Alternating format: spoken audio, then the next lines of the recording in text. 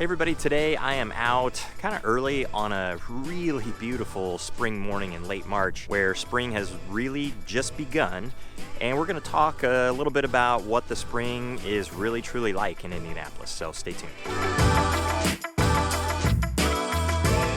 Hey everybody, I'm Jason Compton with the Compton Home Group. Welcome back to the channel. If you want to know everything there is to know about living in Indianapolis or any of the surrounding suburbs or just what it's like during any part of the year, then make sure you hit the subscribe button, tap the little bell so you're notified every time we do a new video.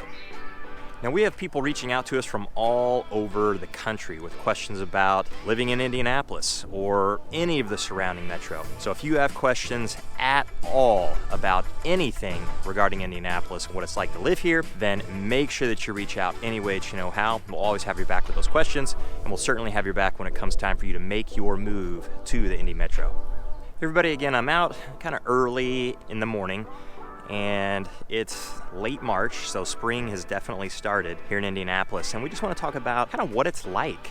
A lot of people have misconceptions about what the weather's like in Indianapolis, especially the winter. Our winters, they can be long, but we don't really get as much snow as what a lot of people think. I've got to watch where I'm going here. I'm actually on the Monon Trail just to the north of Indianapolis, walking through Carmel. And given that it's spring, there's some people out here, although it's kind of early in the morning on a weekday, so it's not a tremendous amount, but this Monon Trail can get pretty crowded with people running and walking and people riding bikes and pushing strollers and things like that. But anyway, the winter in Indianapolis, we don't get as much snow as what most people think. We get a little over 20 inches a year, and this year, strangely, we got about 11 inches at one time back in February, which is pretty unusual for us, but it didn't stick around very long, which is pretty typical for most snow. If we get an inch or two, it's usually, unless we have a cold snap right after it, it's usually gone pretty fast within a couple of days or so. As soon as the sun comes out, temperature gets in even in the 20s, but 30s and 40s especially, then the snow melts and goes away pretty quick. But the spring,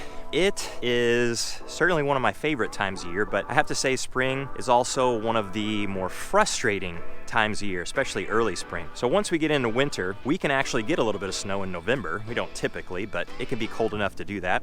Get into December, it can certainly snow, although most of the time we don't have a white Christmas. We don't have snow on Christmas very often. When you get into January, February, that's the heart of winter right there. So that's when it's its coldest. That's when we really get the most of our 20-ish, a little over 20 inches a year snow. Kind of happens through that time period, at least the majority of it. But once we get into March, you start getting that feeling that it's kind of hard to hold spring back anymore. And we start to get days like this. So, I mean, this morning it's not terribly warm. It's only about 40 degrees or so. So I've got a light jacket on and a little sweater on too, but I'm pretty comfortable. But you'll get a lot of days like this where it's going to warm up into the 50s and be sunny, and it's going to feel unbelievable. It's so incredible when you come out of February in some of the super cold weather and you start getting those first 50 and 60 degree days and the sun's out. I mean, it feels warm. If it were the middle of July and it's 55 or 60 degrees and sunny, you'd think it's freezing because you're just not used to it. But you know, if it's been 20s for weeks and weeks for the most part, then 65 and 60 sunny, that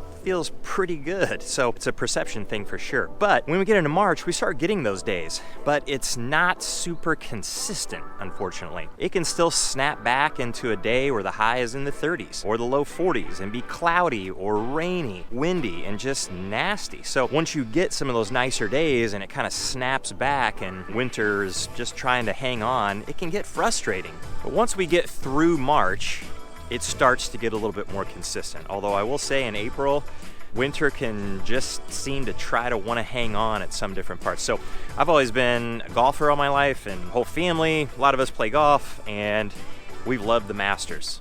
And the Masters, the golf tournament, if you don't know what that is, the Masters in Augusta, Georgia, every single year.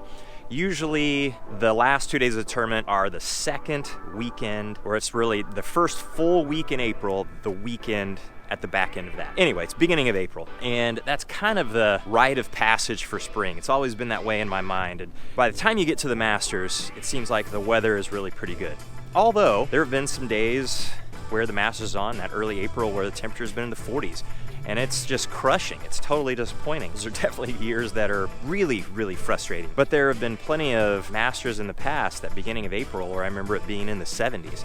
just beautiful. I mean, that's really the first big crack of spring where it really gets warm. So it's beyond the 50s, beyond the 60s, and gets over 70, and it feels absolutely incredible. But if you, let's say, do any gardening or anything like that, it's probably safer, at least the rule around here in a lot of the Midwest, to save your planting until after Mother's Day. So that means into May.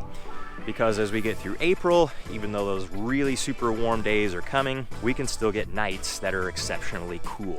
It can definitely get to the point where we do get a frost, and a frost usually happens on a really clear night, and in the morning the sun's gonna come up and start to melt that frost pretty quickly, but we still get the frost, and the day is gonna warm up a little bit faster than it would in the winter as well, but we still get that frost, and that could be, of course, a little bit of a danger to any of your new plantings that you have out there. So the rule kind of is wait until Mother's Day, and after that, and you're pretty safe. But done it in the past, we've planted in April and been okay, but you're definitely taking a little bit of a risk. So once we get into that deeper spring, get into May, sometimes the weather just snaps. We of course have the biggest sporting event in the entire world in Indianapolis, the Indianapolis 500, and that's around Memorial Day weekend, and there have absolutely been Memorial Day weekends and race weekends where it's 90 degrees. So we'll go along in March and it's kind of cool and it's fighting to warm up, 50s, 60s a lot, and then you get into April and it starts to get a little bit more consistent, and you get into May, it's starting to get really consistent and really beautiful and in the 70s an awful lot, and then it seems like boom, summer just hits. It hits around Memorial Day so often. Been to so many races where it's just been super hot, 90 degrees, even over 90 degrees at the race. It's not like that every single year, but it seems to happen from time to time, and it's always kind of funny how it just snaps like that. So once we get past that, then we start getting into summer, of course. Look, make sure nobody's coming here. But our spring, you will hear people talk about in the Midwest how the spring is a really nice time of year, and it's absolutely true. The fall is probably a little bit more my favorite, just because it is so much more consistent. You're kind of sick of all the heat in the summer, and the fall is pretty nice from September all the way through and into late October, really.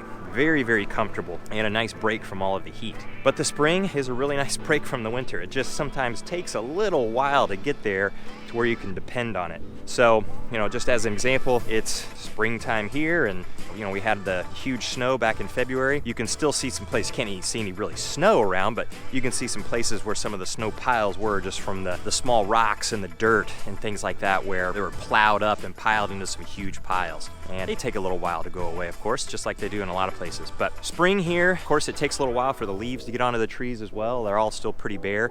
That's not gonna be until May when they really completely leaf out, although it's all gonna start in April. And that's a really cool time of year, and it's beautiful to see. So if you're not used to that kind of thing, and you're in a different part of the country where you don't get to see huge trees eventually leaf out and everything just really fill in and become so much more dense, it's pretty neat to see. But if you have questions at all about what it's like at any time of year around Indianapolis or this part of Indiana, and maybe you have a complete misconception about it and want to make sure you straighten that out, then don't hesitate to reach out any way that you know how. And until the next one, we'll see you later.